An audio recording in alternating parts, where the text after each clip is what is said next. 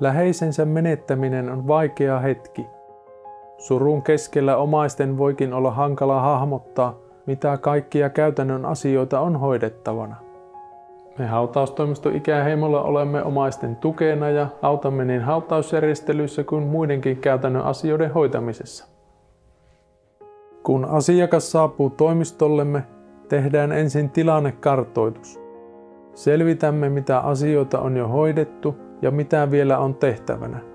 Emmekä tarkoita pelkästään hautausjärjestelyjä, vaan meiltä saa kattavan tietopaketin esimerkiksi kuolinpesän asioiden järjestelyistä, peruunkirjoituksesta ja muista tarvittavista asiakirjoista.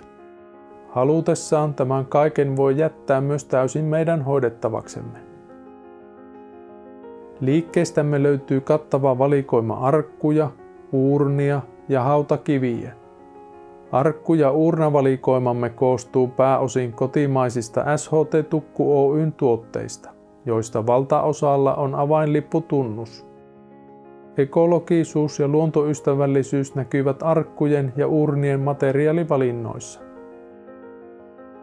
Palveluumme kuuluu myös vainajan arkkuun pukeminen. Vainaja voidaan pukea myös hänen omiin vaatteisiinsa, mutta liikkeestämme löytyy useita vaihtoehtoja vainajan vaatetukseen. Hautakivi on nykyään mahdollista yksilöidä hyvin pitkälle toiveiden mukaan, esimerkiksi materiaalin, muodon, tekstityylin ja koristeiden osalta. Omaiset voivat kanssamme toimistolla tutkia erilaisia vaihtoehtoja 3D-mallinnusohjelman avulla.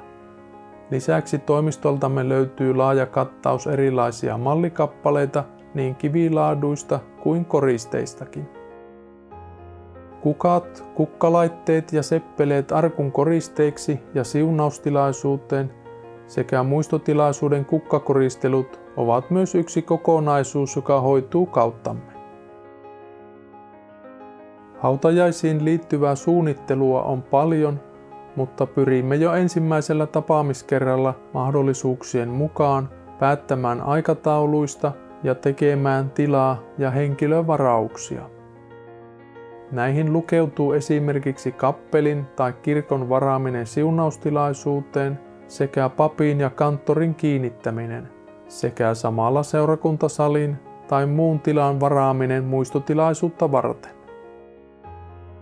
Siunaustilaisuuteen voimme hoitaa tarvittaessa käsiohjelman, tilaisuuden valokuvauksen tai striimauksen sekä musiikkiesitykset. Muistotilaisuuteen voimme hoitaa puolestanne niin pitopalvelun kuin koristelutkin.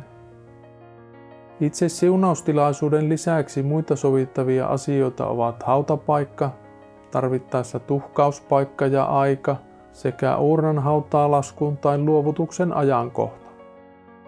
Useimmiten vainaja puetaan arkkuun sairaalassa tai hoitolaitoksessa. Tämän jälkeen automme kuljettaa vainajan seurakunnan säilytystiloihin odottamaan siunausta.